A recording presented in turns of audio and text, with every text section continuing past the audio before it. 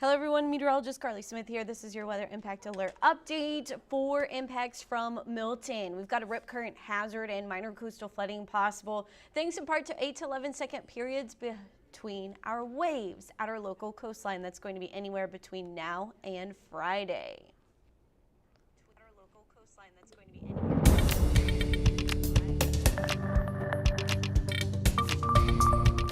Hey there, Coastal Bend in particular, but anyone watching, thank you so much for joining this live weather update. I am meteorologist Carly Smith. Your current time is 10:12 a.m.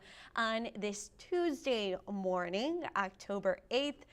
This is what we are breaking down. Hurricane season so far is where we're going to start. The Gulf of Mexico has had a lot of activity.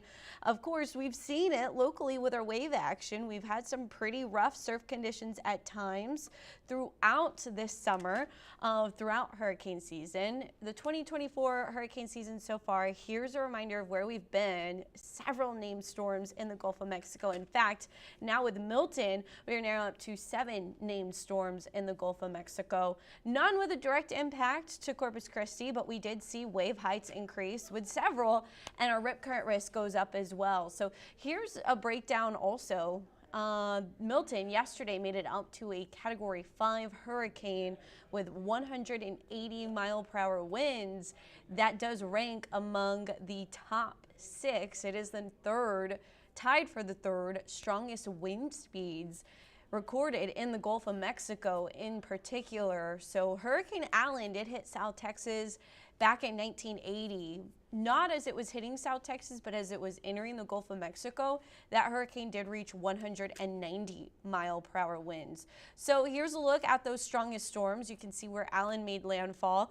Then we also had Rita, Katrina, Camille, the Labor Day storm of 1935, and now Florida being impacted by Milton.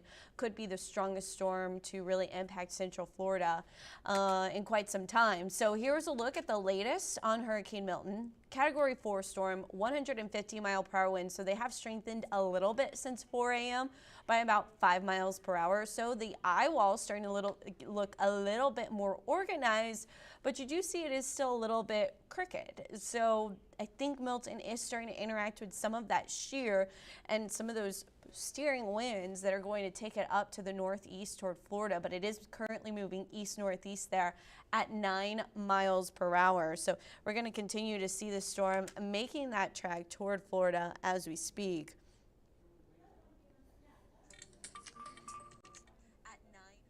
Anyway, I was just making sure nobody had asked any important questions. So here's the latest forecast. Category 3, but weakening, 125 mile per hour winds expected at landfall. Still Category 2 to Category 1 across Central Florida throughout the day on Thursday. And then by 10, or this is the update through 10 a.m. this morning. Hurricane warnings in place across Central Florida, so no longer just at the coast is the National Weather Service issuing hurricane warnings. That is now across the entire state. And tropical storm warnings in place for much of the Sunshine State. So really, it's only the Panhandle that's not under any type of hurricane or tropical storm warning. We also have the tropical storm watch for areas along the Georgia coast and the South Carolina coast, which does include Savannah and Charleston. As this is still a Category 1 storm, that's where the surge will be pushing on the Atlantic side. But the highest, most dangerous, life-threatening storm surge will be on the Tampa Bay side of the coast. So anywhere between Fort Myers and Tampa Bay, possibly if this shifts north, further north, you could get some of these cities, Cedar Key getting some of the worst storm surge. But right now, these locations would be on the left front quadrant, which would be pushing water away from the coastline versus toward the coastline. But Tampa Bay to Fort Myers, target zone for some of the most hazardous and dangerous conditions. So now let's talk local. Here's how our wave heights are reacting. 7-foot swells out at our local buoy. Our periods are 8 seconds. Pressure currently high out there. Water temperature 83 degrees. So we do have 7-foot waves. 6 foot updating now as we speak. locally, but you can see right there near Hurricane Milton, we have the potential for 20 to 25 foot waves, and that's the surge. That's all the water that it's going to carry with it toward Florida, creating the very hazardous 10 to 15 foot surge in the forecast for Milton there. So not a good forecast at all. Locally, again, now through Friday, we're going to continue to see the ripple effect, or those swells extending across the Gulf of Mexico and then reaching the coastal bend. And so we are looking at a high rip current risk and minor coastal flooding. We've already seen some of that. That's thanks in part to our wave heights and our longer periods that allows the waves to push up on the beach easier. Then that allows the rip current to be much stronger, coming back out to sea. And so we have a dangerous rip current risk between now and Friday, possibly even into Saturday morning, even as the waves lower. So it's the ripple effect and a little bit of a combination of our northeast wind with a cold front, a weak one that is making its way through later tonight and into early Wednesday.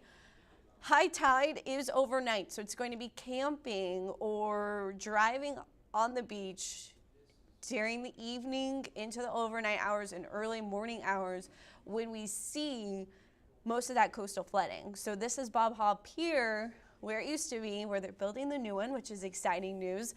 But what you see here, 11:27 p.m. is high tide tonight, 12:16 a.m. Wednesday. That would be heading into Thursday morning.